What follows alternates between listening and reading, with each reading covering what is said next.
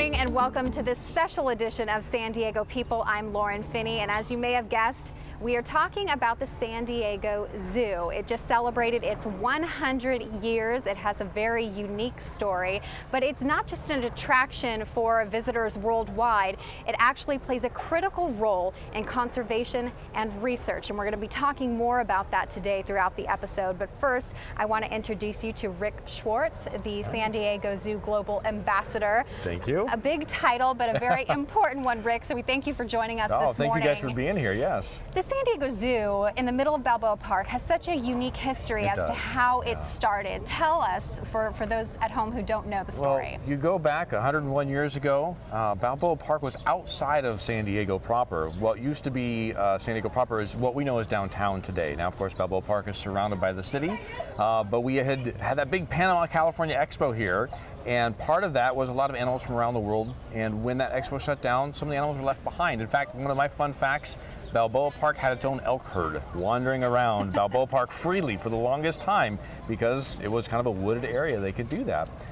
Sort of fast forward, Dr. Harry Wegeforth, a surgeon in San Diego, had heard some lions roaring that were left behind, and that sparked his idea to start a zoo. City didn't want to get involved. There's too much stuff going on, so he founded the nonprofit Zoological Society of San Diego back in October of 1916. And that is our official sort of birthday, if you will. So we hit 100 years last year. As you look at everything he did and how he kind of secured animals and his sort of forward thinking on how to present animals to our guests, that is really the original spot where the world famous San Diego Zoo sort of became a leader in how people experience seeing animals. Even today, we still feel his influence. So we've really seen this evolution of what zoos are to the great job that San Diego does now as far as being a leader in conservation and research. Can you give us an overview? I know we're going to be talking more about it later, but what sort of effort is it and the process, and how did it all start as far as being a leader in conservation and research for animals? Well, you know, again, Dr. Harry really kind of set the foundation for us to be this sort of forward-thinking organization when it came to animal care. He had a veterinarian on staff, Dr. Schroeder, who eventually went to, I believe, New York for a while and then came back to head up being the director for the San Diego Zoo back in the 1950s and 60s. And he really had this concept back then that you can't just keep taking animals from the wild, which is honestly what zoos used to do. No other zoo anywhere was thinking, we can't keep doing this. That was in the 1960s. So he had this idea for this big giant breeding park. We now know it as a safari park near Escondido. That was his idea, to have this breeding facility. Now it's this beautiful park people can enjoy, but also really contributes quite a bit to conservation. Moving forward too, then we started to realize that our staff around the zoo are experts in the animal care that they have under their care, that they take care of. So we can actually take that knowledge now and apply it to these animals that are having stresses in the wild.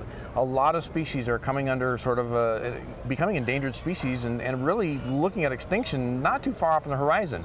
Our staff here, with their knowledge of animal care and animal expertise, we can make that difference bringing that knowledge out to the wild, or if we need to bring those animals in from the wild, they can have a safe haven here till they get back on their feet and go back out.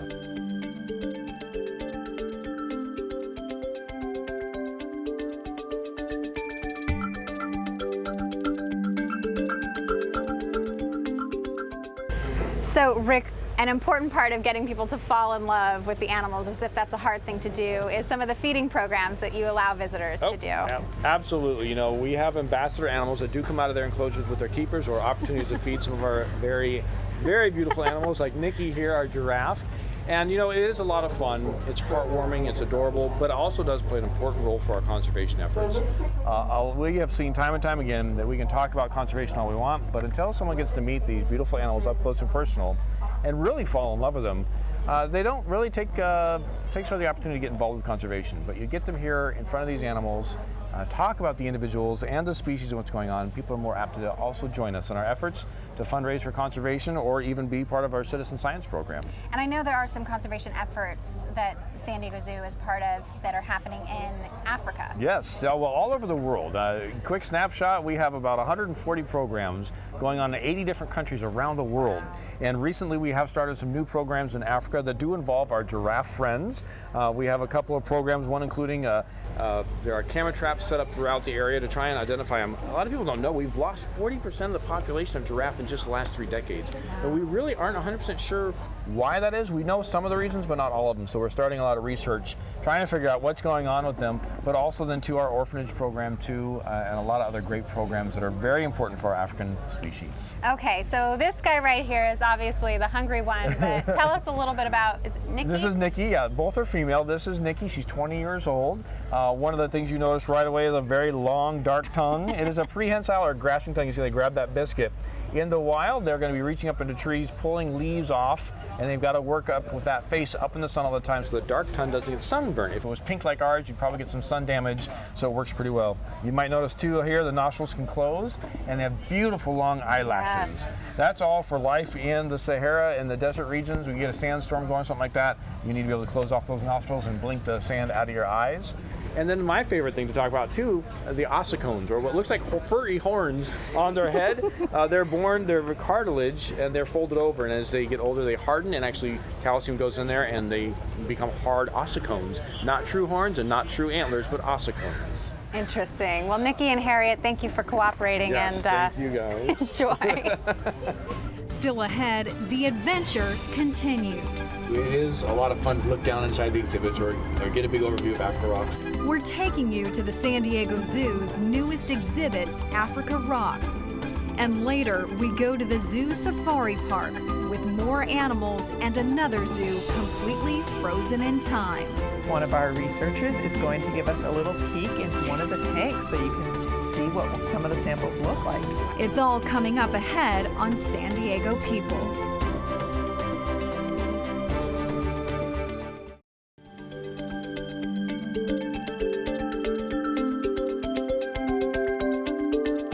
Welcome back to this morning's special edition of San Diego People. I'm Lauren Phinney, and as you can see, we are talking about the San Diego Zoo. Right now, we are inside their new exhibit, Africa Rocks, and joining us again to talk a little bit more about the conservation and research efforts that are happening at the zoo here that we see in behind the scenes, Rick Schwartz, San Diego Zoo Global's ambassador.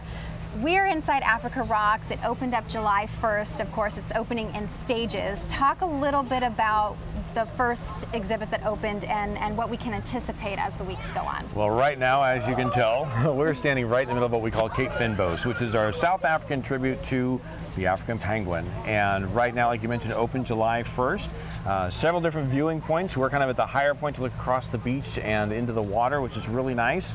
And then as we continue further up, we have one of the largest man-made waterfalls in San Diego County, about 65 feet high. And then as it opens up in phases across the summer, next will be West African forest. We have Madagascar coming online, the acacia woodland, and even, of course, the rock copy, which is just going to be so much fun. It's 8 acres, but when you first walk in, you may be surprised. You're actually seeing a large aquarium. Tell us what that has in it. Well, it's pretty awesome. I mean, really, for the history of our organization, this is the first massive undertaking for an aquarium we've ever done. In fact, we've never had sharks here before, and now we have about 12 leopard shark in with our 20 penguin. When you first walk into that area, it is sort of this beautiful giant glass wall, 13 feet high, about 170 feet in length, and that's sort of the underwater view area of our penguins and sharks. And then as you come up, there's a split level right over there, and then this beautiful beach area right here we can enjoy seeing them on their natural pebble beach. And of course, most people hear penguins, they think snow, cold weather, but that's not the case in Africa. And the species of penguin that's here is critically endangered, and the penguins here will take part in a breeding program, right? Yes, eventually. Right now, our 20 penguins, it's not breeding season, so we don't expect to see any breeding happening, but this facility is built for 22 breeding pairs, so about 40 penguins could actually be in here. We currently have 20, and all the breeding facilities are ready for them once they're ready. And that's so important because the species numbers have dropped dramatically in the wild, and like you'd mentioned, this is a warm weather penguin. South African penguins like to nest up on the beach. They use guano, which is poop basically, but over the years that guano becomes very thick like adobe, and they burrow out an area for their nest. Well, unfortunately, man and humans in general like to get that guano because it's rich in nitrogen, which is great for fertilizer for agriculture. Unfortunately, all that harvesting of that guano has made it so they don't have proper nesting sites. So some of the studies we do in zoos right now on what's the best nesting site in a zoo will eventually transfer that information to nest sites out in, man-made nest sites out into the beaches of South Africa. And when people are here and they're looking at the penguin beach, they see holes in the rocks behind them, and that's really kind of the nesting area. Right, that's the beginning of the nesting area. So there will be a point in time in our Africa Rocks experience where you'll get to come out here and probably see a little baby penguin come waddling out of there. But yes, those will be the nesting sites for our penguins in the future. So you talked a little bit about the leopard sharks, and this being the first time that the zoo has had sharks on its property. And there was a special training that a lot of the zookeepers had to go through to learn how to care for them and to get in the water with them. Right, exactly. Like I mentioned, we had never had sharks here at the San Diego Zoo before, and especially an aquarium this large that takes you, actually, you have to go into it completely to take care of the animals. So our reptile team has really stepped up, and they've really undergone sort of a whole new fresh education for them on proper care for these fish species and everything else, including getting scuba certified, along with all the safety that goes with that, because they do need to go in the water using the buddy system to go ahead and take care of all these animals. And despite what many people think, these sharks and penguins do get along. Yeah, that's one thing I think is really cool about this sort of experience. As you walk through, you get to learn that there's so much diversity in the ocean, and I think sometimes that's lost on many people because we don't usually go underwater very often.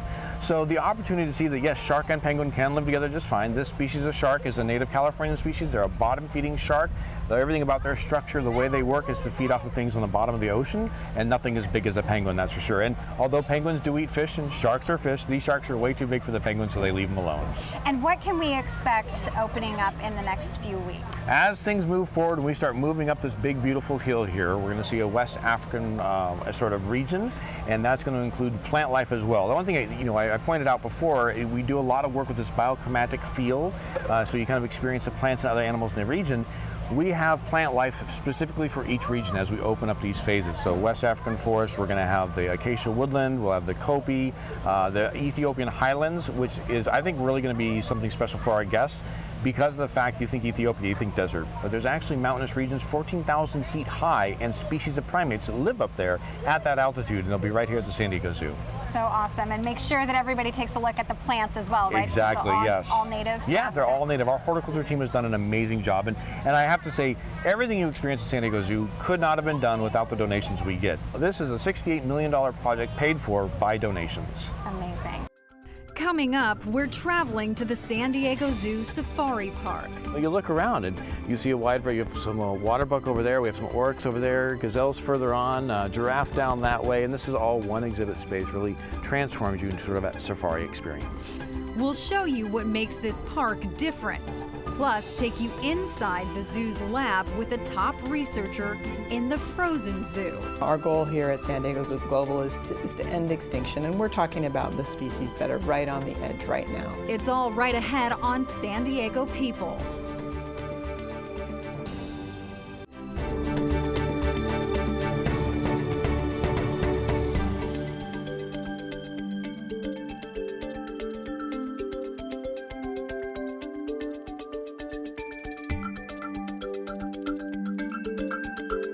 Welcome back to this special edition of San Diego People. We have made the 45-minute journey north to the San Diego Zoo Safari Park. And what you may not know about this vast safari land is that it houses a hidden gem, what's called the Frozen Zoo.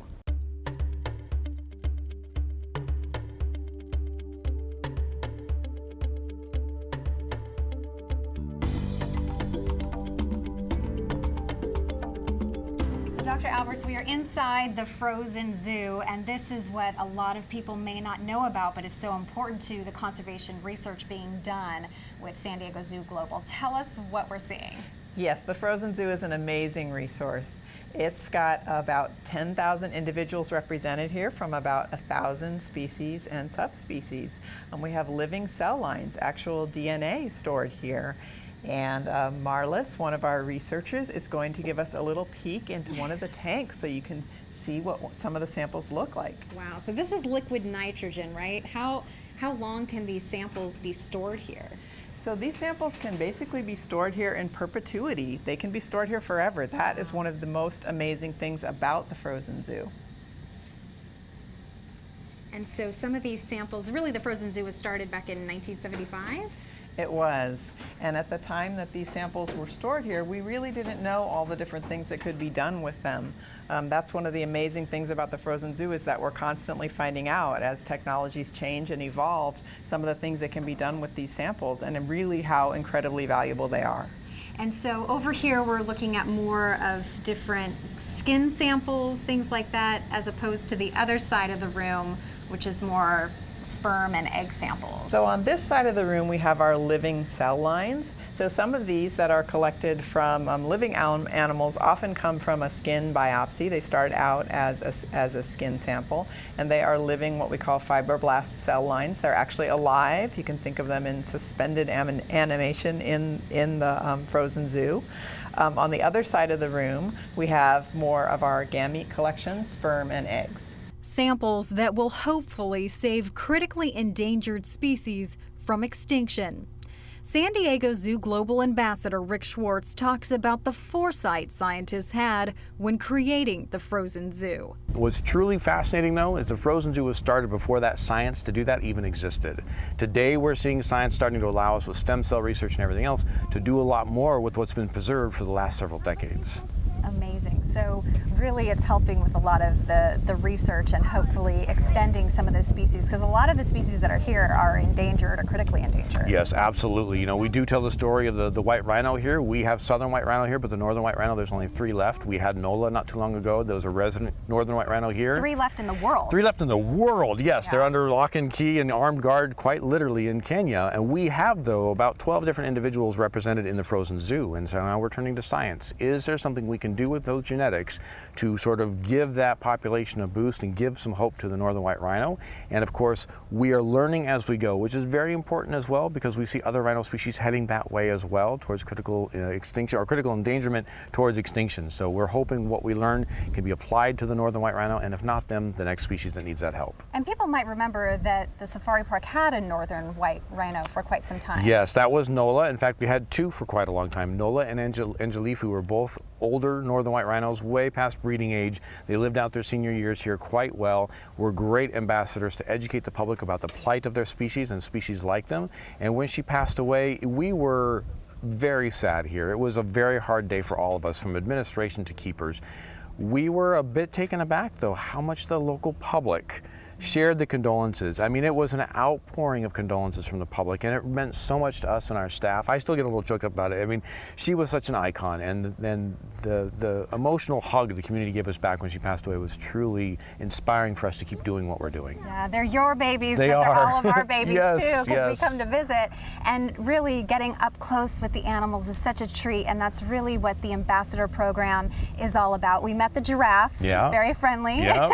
and slobbery a little bit. But there's also a lot of other animals that actually go out into the public. Absolutely. You know, as astonishing as this view is, and as beautiful as it helps transform you to Africa in a certain way, nothing beats having the opportunity to get up close and personal with an individual animal and have it look you in the eye, or have the opportunity to ask the keeper who takes care of it specific questions. And that's where our Animal Ambassador program really makes a difference in getting people emotionally attached to the animals, so hopefully they'll help us in conservation. So we should go meet a few? Do you want to? Let's do it. I think we should. Okay.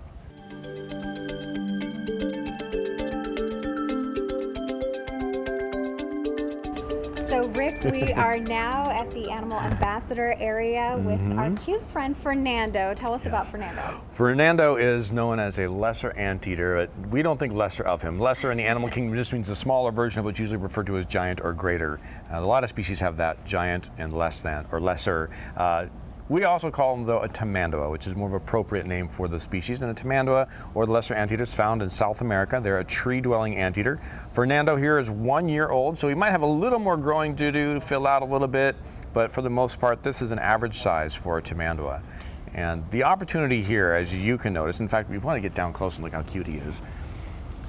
The opportunity here for animal ambassadors and the importance of animal ambassadors really give our guests and other folks an opportunity, he's going to fall asleep on us, to meet these animals up close and personal. And it is one thing to be out on one of our many different safaris here at the safari park or at the zoo, going around seeing the different animals in their bioclimatic zones, but it really is another thing to have the opportunity to get this close, to look them in the eye or have them look you in the eye, and really then have one of the trainers, keepers, or educators right next to you that you can ask questions and learn more about this individual animal and then the species as well.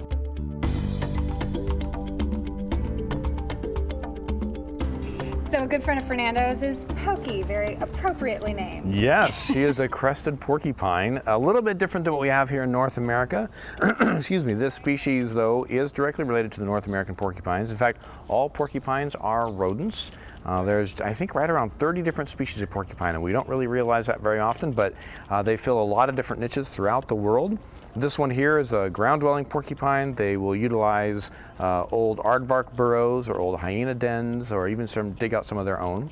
And as you can see right here, she's doing the classic rodent behavior, which is holding the food at the front, the front feet, and bringing it to the mouth and chewing like you'd see a squirrel do that or a mouse do that. Those are all rodents. They're just varying sizes, and of course the quills offer up a little bit different sort of adaptation than other rodents. That's probably the fastest I've ever seen corn on the cob go down. So I'm sure a lot of the people that you bring to meet Pokey or take out to meet Pokey are inquiring about the quills and whether or not it's dangerous. But it's dangerous if you were trying to eat her. She would defend herself. Believe it or not, these quills are just a modified hair, so they can't shoot them, which is one of the myths about porcupines we always hear. They cannot shoot them out. It's meta-keratin, grows out of a follicle just like your hair does. And when we get goosebumps, we get these little weird bumps. It's actually a small muscle attached to the root of your hair that makes it stand up. They have those same muscles, but they have conscious control of them. So if she felt she was under attack, she could flare up all these quills and even kind of shift them or point them to the direction she feels the threat coming from. And of course, she would move around as well. And with this, what we kind of refer to as a skirt, all the way up like this, she can actually even protect the front of her face, and she can bow down if need be and make those quills go forward. I've actually seen footage of 3 female lions trying to eat one of these, very unsuccessfully. Their attack was unsuccessful. The defense from the porcupine was very successful. So they can not move necessarily as fast enough to get away from a predator in Africa, but they can definitely defend themselves if needed. Make themselves look not appetizing. Right, and it's just hard. I mean, with your nose and your paws, if you're trying to get in there to attack something, it just doesn't work when it's all these sharp things coming out at you. And the quills are all varying sizes and shapes, so no matter what angle you're trying to go at, they can usually defend themselves. And as she's turned towards you, you can see the tail right here, the tip of the tail. Those quills have grown differently. Almost looks like someone has cut them with scissors. Right. That's a natural growth pattern for those quills.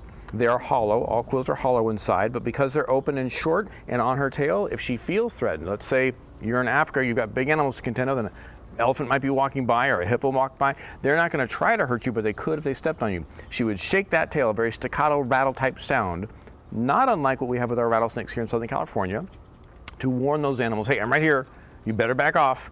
And usually that's enough to scare an animal away, and if not, then they have the quills to defend themselves. And how old is Pokey? Pokey is 20 years old, which is quite old for a porcupine. She's been an ambassador here for a very long time. A lot of people here in the San Diego area know her because she's been here as an ambassador so long. We've taken her on the road with us as well, one of the great little travelers. And again, this is an opportunity for us to share with you up close. I mean, honestly, in the real world, you would never want to be this close to a porcupine. This is not something you would normally get to see up close and personal, and here you have the opportunity to see and really appreciate the wonder of the natural world.